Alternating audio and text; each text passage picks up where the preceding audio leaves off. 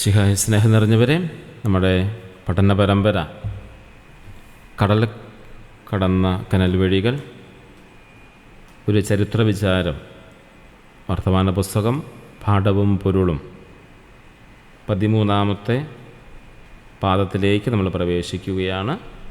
14-ാമത്തെ ക്ലാസ്സും. ഒരു നിമിഷം പ്രത്യേകമായി പ്രാർത്ഥിക്കാം. ഈശോയെ, ഞങ്ങളുടെ ആത്മാവിനെ അയച്ചു ഞങ്ങളുടെ മനസ്സിനെ ശക്തിപ്പെടുത്തണമേ, ബുദ്ധിയെ ശക്തിപ്പെടുത്തണമേ. ഞങ്ങൾ പഠിക്കുന്നതും മനസ്സിലാക്കുന്നതുമായ കാര്യങ്ങൾ ഞങ്ങളുടെ ജീവിതത്തിൽ പ്രാവർത്തികമാക്കുവാനും അങ്ങനെ സഭയെ കൂടുതൽ സ്നേഹിച്ചുകൊണ്ട് യഥാർത്ഥ സമുദായ ബോധത്തിൽ വളരുവാനുമുള്ള കൃപയും അനുഗ്രഹവും നൽകണമേ. ഞങ്ങളുടെ ആത്മാവിനെ ഞങ്ങളിലേക്ക് ശക്തമായി അയക്കുകയും ആത്മാവിൻ്റെ ദാനങ്ങളും ഫലങ്ങളും വരങ്ങളും ഞങ്ങളിൽ സമൃദ്ധമായി നിലനിൽക്കുകയും ചെയ്യട്ടെ. പ്രിയ സഹോദരങ്ങളെ, ഇന്നത്തെ നമ്മുടെ ക്ലാസ് 13-ാമത്തെ പാദമാണ് എന്ന കാര്യം ഒരിക്കൽ കൂടി ഓർമ്മിപ്പിക്കുന്നു. വർത്തമാന പുസ്തകത്തിലെ ഭാഗം നമ്മൾ വായിക്കുമല്ലോ. എന്നും എല്ലാ ക്ലാസ്സിന് മുമ്പും പ്രത്യേകം സൂചിപ്പിക്കുന്ന കാര്യമാണ്. പാഠപുസ്തകം വായിക്കണമെന്ന് 105-ാമത്തെ പേജ് മുതൽ 110-ാമത്തെ പേജ് വരെയുള്ള ഭാഗങ്ങളാണ് 13-ാം പാദത്തിൽ നമ്മൾ കാണുക. കാര്യം പ്രത്യേകമായിട്ടൊന്ന് ശ്രദ്ധിക്കുമല്ലോ. നമുക്ക് ക്ലാസ്സിലേക്ക് പ്രവേശിക്കാം. വർത്തമാന പുസ്തകത്തിലെ 13-ാം പാദത്തെയാണ് ഇത് നമ്മൾ പഠന വിധേയമാക്കുക. ഈ ഭാഗം സാലസ് മെത്രാൻ്റെ അധികാരമോഹവും അതുവഴി നസ്രാണികൾക്കുണ്ടായ സാമ്പത്തികവും പദവിപരവുമായ നഷ്ടങ്ങളെയും കുറിച്ചാണ് പ്രതിപാദിക്കുന്നത്. സാലസ് മെത്രാൻ്റെ വരാപ്പുഴ മാറ്റവും നസ്രാണികൾക്കേറ്റ തിരിച്ചടിയും. ഈ ഭാഗത്തെ പ്രധാനമായിട്ടും 5 പോയിൻറ്റുകളായിട്ട് ക്രമീകരിച്ചിരിക്കുകയാണ്. 1-ാമത്തെ പോയിൻ്റ് സാലസ് മെത്രാൻ്റെ രഹസ്യ നീക്കവും വരാപ്പുഴ മാറ്റവും. ആലങ്ങാട്ട് താമസിച്ചാൽ തൻ്റെ തന്നിഷ്ടങ്ങൾ നടക്കില്ലെന്ന് കണ്ട സാലസ് മെത്രാൻ പള്ളിക്കാരറിയാതെ തിരുവിതാംകൂർ സർക്കാരിൽ നിന്നും രഹസ്യമായി അനുവാദം വാങ്ങി തൻ്റെ ആസ്ഥാനം വരാപ്പുഴയിലേക്ക് മാറ്റി. പാതിരിമാരുമായിട്ടുള്ള പിണക്കം തീർന്നതും സൗകര്യങ്ങൾ വർദ്ധിപ്പിക്കാനുമാണ് അദ്ദേഹം ഈ മാറ്റം ആഗ്രഹിച്ചത്. 2. പാരമ്പര്യ അവകാശങ്ങളുടെ നാശം. മുമ്പ് വരാപ്പുഴയിൽ നിന്നും മെത്രാനെ ആഘോഷപൂർവ്വം കൊണ്ടുവന്നത് നസ്രാണികളുടെ പാരമ്പര്യ അവകാശമാണെന്ന് ദളവ അംഗീകരിച്ചിരുന്നു. എന്നാൽ സാലസ് മെത്രാൻ പുതുതായി രാജസമ്മതം ചോദിച്ചതോടെ പഴയ അവകാശങ്ങൾ കള്ളമാണെന്ന് സർക്കാർ വിധിച്ചു. ഇത് നസ്രാണികൾക്ക് പണ്ട് മുതലേ ഉണ്ടായിരുന്ന വംശീയമായ പദവി നഷ്ടപ്പെടാൻ കാരണമായി. 3-ാമത്തെ കാര്യം കനത്ത പിഴയും സാമ്പത്തിക ചൂഷണവും. മെത്രാൻ്റെ വിവേകശൂന്യമായ നടപടി മൂലം സർക്കാർ നസ്രാണികൾക്ക് കനത്ത പിഴ ചുമത്തി. മുൻപ് അനുവാദമില്ലാതെ ആഘോഷം നടത്തിയതിനും ഇനി നടത്താനിരിക്കുന്ന ആഘോഷങ്ങൾക്കുമുള്ള മുൻകൂർ ഫീസായി ആകെ 14,400 രാശി പിഴയൊടുക്കുവാൻ ഉത്തരവായി. മെത്രാൻ്റെ താൽപ്പര്യങ്ങൾക്കായി ജനങ്ങൾ പീഡിപ്പിക്കപ്പെടുകയും പണം നഷ്ടപ്പെടുത്തുകയും ചെയ്തു. 4-ാമത്തെ പോയിൻ്റ് പദവിയും ആഡംബരങ്ങളും. സഭയുടെ അന്തസ്സും മെത്രാന്മാർ പല്ലക്കിൽ കയറാനും ആഘോഷിക്കാനും ജനങ്ങൾ പണം നൽകേണ്ടി വരുന്ന അവസ്ഥയെ ഗ്രന്ഥകാരൻ രൂക്ഷമായി വിമർശിക്കുന്നു. ക്രിസ്തുവോ ശ്ലീഹന്മാരോ ഇത്തരം ലോകബഹുമാനങ്ങൾ ആഗ്രഹിച്ചിരുന്നില്ലെന്നും ആത്മീയതയേക്കാൾ ലോകമഹിമയ്ക്ക് മുൻഗണന നൽകുന്നത് സഭയുടെ എളിമയെയും ശാന്തിയെയും നശിപ്പിക്കുമെന്നും അദ്ദേഹം നിരീക്ഷിക്കുന്നു. അങ്ങനെ പദവികളും ആഡംബരങ്ങളും സഭയുടെ അന്തസ്സുമൊക്കെ ഒരു പരിധിവരെ ചോദ്യം ചെയ്യുന്ന രീതിയിലേക്ക് മാറ്റപ്പെടുകയാണ്.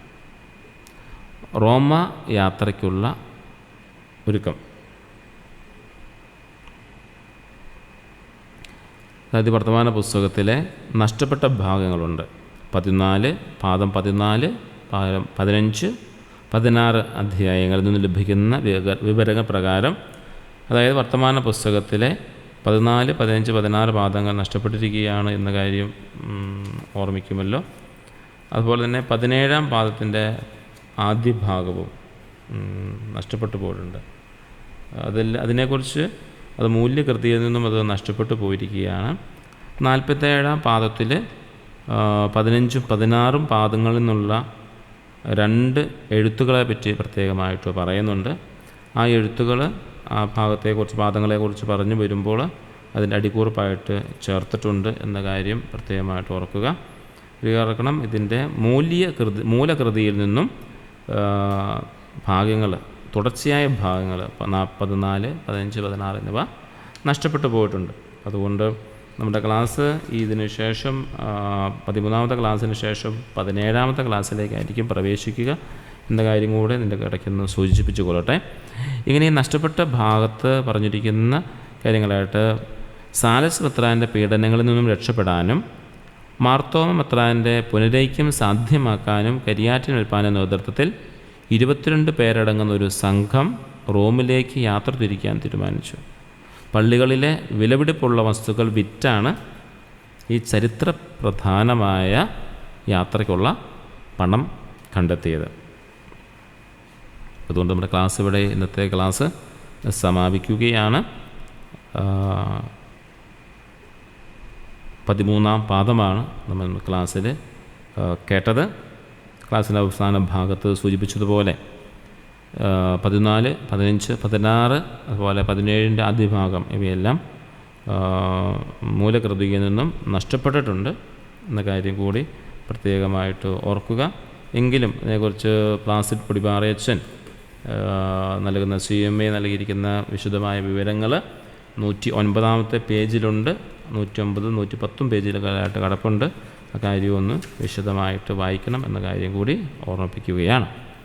നമുക്കിനി ചോദ്യ ഉത്തരങ്ങളിലേക്ക് പ്രവേശിക്കാം.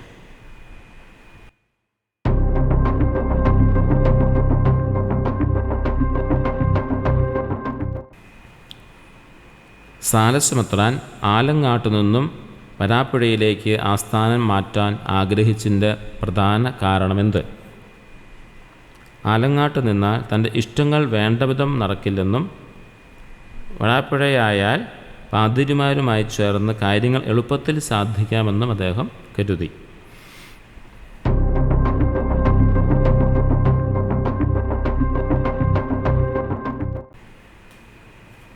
വരാപ്പുഴയിലേക്ക് പോകാനുള്ള അനുവാദം മെത്രാൻ എങ്ങനെയാണ് വാങ്ങിയത്? പള്ളിക്കാരെ അറിയിക്കാതെ രഹസ്യമായി തിരുവനന്തപുരത്തേക്ക്, അതായത് സർക്കാരിലേക്ക് കത്തയച്ചാണ് അനുവാദം വാങ്ങിയത്.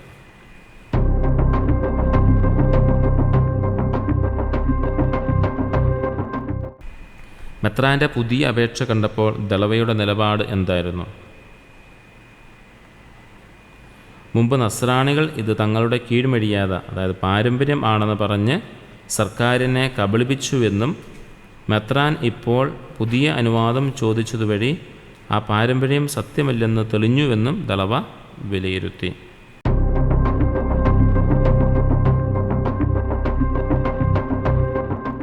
മെത്രാൻ്റെ നടപടി മൂലം പള്ളിക്കാർ അടയ്ക്കേണ്ടി വന്ന പിഴ എത്രയായിരുന്നു?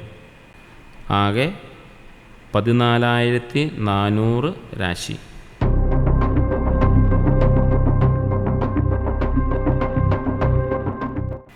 ഈ 2 പിഴ ഈടാക്കിയത് ഏതു 2 കാര്യങ്ങൾക്ക് വേണ്ടിയായിരുന്നു? 1. മുമ്പ് രാജസമ്മതം കൂടാതെ മെത്രാനെ എതിരേറ്റതിന് പ്രായശ്ചിത്തമായി. 2. മേലിൽ മെത്രാന്മാരെ ഘോഷത്തോടെ കൊണ്ടുപോകാനുള്ള മുൻകൂർ ഫീസായി.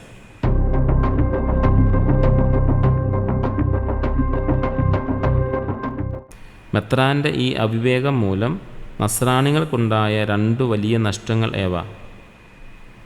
1. പണ്ട് മുതലേ ഉണ്ടായിരുന്ന പാരമ്പര്യ അവകാശങ്ങൾ നഷ്ടമായി. 2. വൻതുക സാമ്പത്തികമായി നഷ്ടമുണ്ടായി.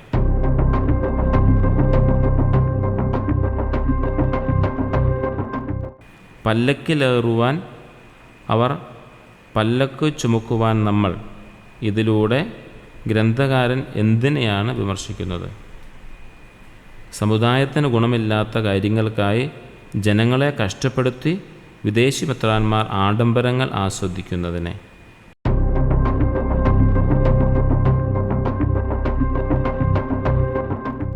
മതത്തിൻ്റെ മഹിമയ്ക്ക് ലോക ബഹുമാനങ്ങൾ ആവശ്യമില്ലെന്ന് സ്ഥാപിക്കാൻ ഗ്രന്ഥകാരൻ പറയുന്ന ഉദാഹരണമെന്ത്?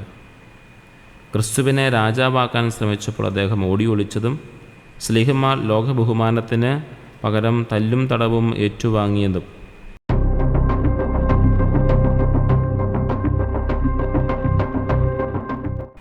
പന്ത്രണ്ടിനും 17 പാദങ്ങൾ നഷ്ടപ്പെട്ടതിനെക്കുറിച്ച് ഫാദർ പ്ലാസിഡ് രേഖപ്പെടുത്തുന്നത് എന്ത്? മലങ്കര സഭായോഗം കൂടി കരിയാറ്റിൻ മെൽപ്പാൻ്റെ നേതൃത്വത്തിൽ ഒരു നിവേദക സംഘത്തെ റോമിലേക്ക് അയക്കാൻ തീരുമാനിച്ച വിവരങ്ങളാണ് ആ ഭാഗത്തിലുള്ളത്.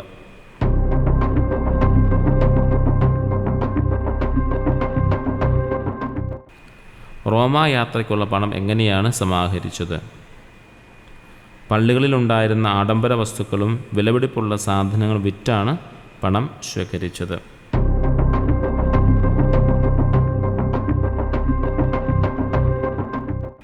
യാത്രാസംഘത്തിൽ മൽപ്പാനെ കൂടാതെ എത്ര പേർ ഉണ്ടായിരുന്നു? പാറേമാക്കൽ തോമാക്കത്തനാൽ ഉൾപ്പെടെ 22 പേർ.